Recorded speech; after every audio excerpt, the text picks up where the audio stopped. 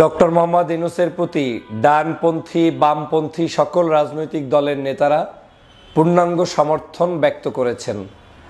বাংলাদেশে এই প্রথম কোনো একজন অন্তর্বর্তীকালীন সরকার প্রধানকে বাংলাদেশের জনগণের পাশাপাশি সকল রাজনৈতিক দলের নেতাকর্মীরা তাকে পূর্ণাঙ্গ সমর্থন দিয়ে তারপরে দেশ পরিচালনা করার অনুরোধ জানিয়েছেন। এটা তাদের পক্ষেই সম্ভব হয় যারা দেশের সকল মানুষের কাছে সার্বজন গ্রহণযোগ্য একজন ব্যক্তিত্বে রূপান্তরিত হয়। আমরা শুরু থেকে বলে এসেছিলাম যে বাংলাদেশের বর্তমান পরিস্থিতিতে ডক্টর মোহাম্মদ ইউনূসকে প্রয়োজন অত্যন্ত বেশি।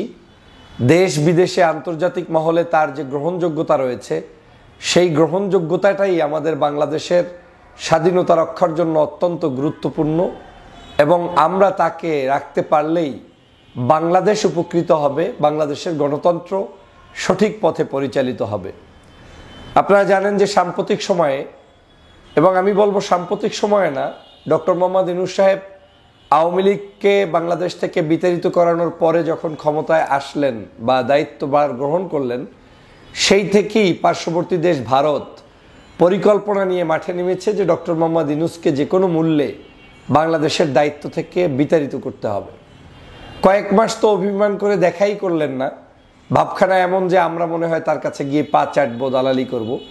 কিন্তু দেখা গিয়েছে পরক্ষণে আন্তর্জাতিক একটি অনুষ্ঠানে নরেন্দ্র মোদী এবং ডক্টর মোহাম্মদ ইউনূস পাশাপাশিই ছিলেন এবং তারা একে অপরের সাথে কুশল বিনিময় করছেন এবং পরবর্তীতে নরেন্দ্র মোদীর সাথে আবার ডক্টর মোহাম্মদ ইউনূসের বিশেষ সাক্ষাৎও অনুষ্ঠিত হয়েছে এবং সেই সাক্ষাতের ভিডিও আমরা দেখেছি যে ডক্টর মোহাম্মদ ইউনূস যখন ঢুকছেন তখন সবগুলো দাঁড়িয়ে ওয়েলকাম জানানোর জন্য অপেক্ষা করছে এবং ইউনূস প্রবেশ করছে তার মতো একজন শিক্ষাবিদ, একজন ভালো মানুষ, নোবেল লরিয়েট, তাকে সম্মান জানানোর জন্য নরেন্দ্র মোদী সহ সবাই দাঁড়িয়ে আছে। সেটা ভিন্ন আলোচনা, কিন্তু তাদের ষড়যন্ত্র থেমে নেই।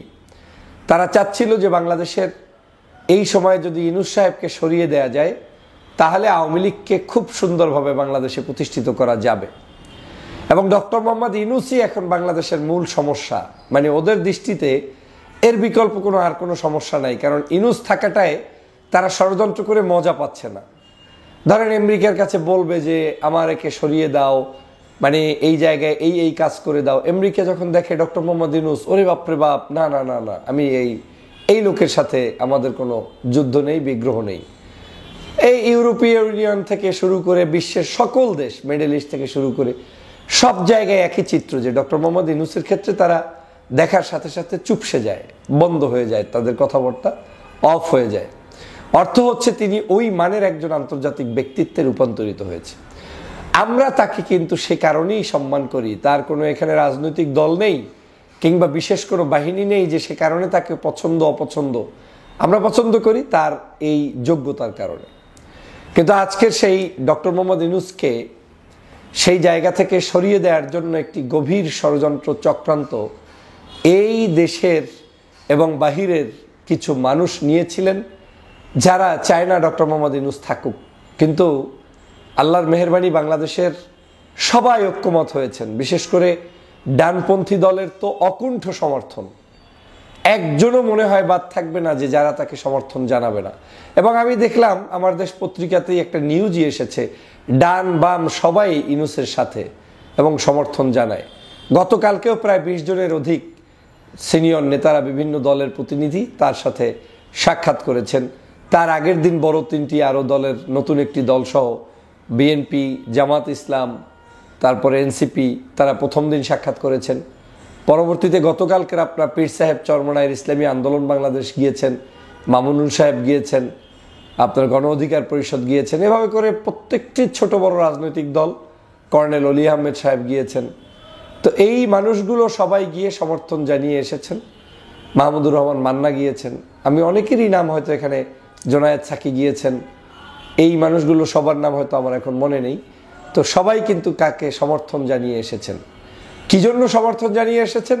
সবাই বুঝতে সক্ষম হয়েছেন যে বাংলাদেশের প্রেক্ষাপটে ইউনূস সাহেবকে রাখলে আমাদের কল্যাণ বেশি। ডক্টর মোহাম্মদ ইউনূস আজকে দায়িত্বে থাকবে না থাকবে তাতে তার ভাঙা ঘর খালে পড়বে না। বয়োজ্যেষ্ঠ একজন মানুষ, ওনার টাকা পয়সার তো আর এমন কিছু প্রয়োজন নাই যে এই দায়িত্বে থাকলেই উনি বিশাল কিছু পাবে, তেমনটা না। একটা সম্মানিত জায়গায় তিনি আছেন, বাট উনি এর চাইতে বড় সম্মানিত একজন ব্যক্তি। উনি চাইলে এখন আরামে ইউরোপে, আমেরিকায়, কানাডায়, যেখানে খুশি সেখানে আরাম এসে দিব্যি একেবারে ভদ্রভাবেই বসবাস করতে পারে, একজন নোবেল লরিয়েট হিসেবেই থাকতে পারে।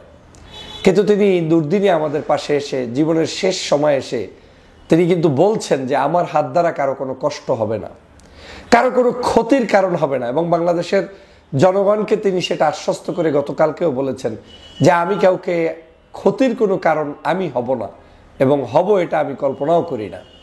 পাশাপাশি তিনি এও বলেছেন যে আমার হাতে নির্বাচন, এমন একটা নির্বাচন চাই যে নির্বাচনটা আসলেই কোনো বিতর্ক থাকবে না, কিন্তু নির্বাচনে কোনো রকম যদি বিতর্ক হয়ে যায় সেটা তার জন্য সম্মানহানি, তার জন্য কষ্টের, এবং তিনি সেটা চান না। তো এইরকম একটা গ্যারান্টি দিয়ে তিনি আমাদের পাশে দাঁড়িয়েছেন। বাংলাদেশের অলমোস্ট সকল রাজনীতিবিদরাই মনে করেন ডিসেম্বর থেকে জুনের মধ্যে বাংলাদেশে একটি নির্বাচন অনুষ্ঠিত হবে। বিএনপি ডিসেম্বরের মধ্যে দাবি করেছেন, জামাত ইসলাম রমজানের আগে হলে ভালো হয় তথা ফেব্রুয়ারির মধ্যেই দাবি করেছেন, তবে জুন পর্যন্ত থাকলেও তাদের কোনো আপত্তি নেই। এভাবে করে ইসলামী আন্দোলন জুন পর্যন্ত থাকলে আপত্তি নেই বলেছেন। এক বাক্যে আমরা ধরে নিতে পারি হয়তো তিনি চাইলে জুন পর্যন্ত থাকবেন, না হয় ফেব্রুয়ারি মার্চের মধ্যেও তিনি চাইলে বিদায় নিয়ে যেতে পারেন।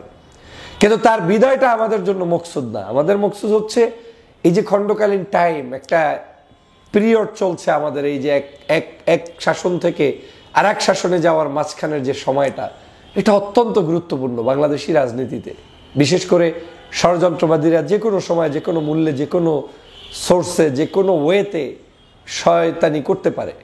সে কারণে আমাদের সতর্ক অবস্থানে থাকা, ডক্টর মোহাম্মদ ইউনূসের হাত ধরেই নির্বাচন পর্যন্ত যাওয়া।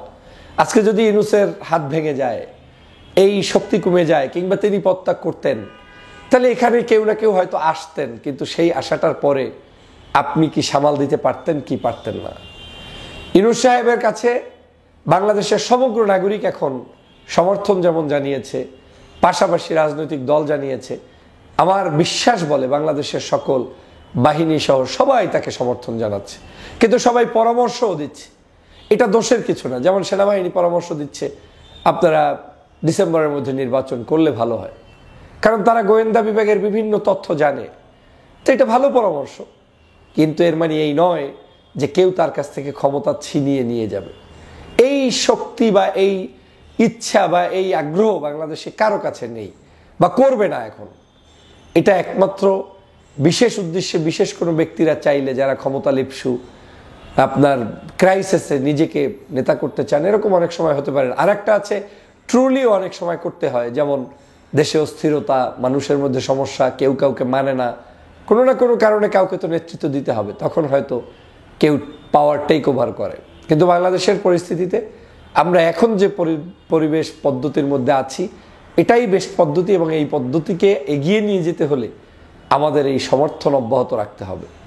আমাদের রাগ, মন খারাপ, অস্থিরতা কমিয়ে আনতে হবে। হ্যাঁ, আমরা রাগে, ক্ষোভে এবং বাস্তবতার আলোকে অনেকের ব্যাপারে আমরা কষ্ট পেয়েছি, কষ্ট পাচ্ছি, এখনও বলছি, কিন্তু আমরা বৃহত্তর স্বার্থে, জাতীয় স্বার্থে আমরা সবাইকে নিয়েই আগামীর বাংলাদেশ গঠন করতে চাই এবং করা উচিত বলে আমি মনে করি। অর্থাৎ ডক্টর মোহাম্মদ ইউনূসের প্রতি আমাদের পূর্ণ সমর্থন আছে। এই সরকার যত কষ্ট করুক, যা করুক, মানে অথবা আমাদের সাথে কিছু কিছু অংশে বেইমানি করুক, তারপরেও আমরা তাদেরকে একেবারে মাঝপথে ঠেলে দিব না, রাজপথে আপনার কোনো রকম রাস্তায় হাঁটিয়ে দেব না। আমরা তাদেরকে নিয়ে পথ চলে আগামীর বাংলাদেশ গঠন করার জন্য সর্বোচ্চ চেষ্টা করব। এর পরেও যদি কোনো অবস্থায় আমাদের দেশের পরিস্থিতির অবনতি ঘটানোর জন্য কেউ ষড়যন্ত্র করে, সেটাও আমরা কঠোর হস্তে দমন করব এবং আমরা ঐক্যবদ্ধ থাকব। সবাইকে ঐক্যবদ্ধ থাকার আহ্বান জানাই এবং একটি সুন্দর নির্বাচনের পদ্ধতিতে এগিয়ে যাওয়ার আহ্বান জানাই। ভালো থাকবেন, সুস্থ থাকবেন। আল্লাহ হাফেজ।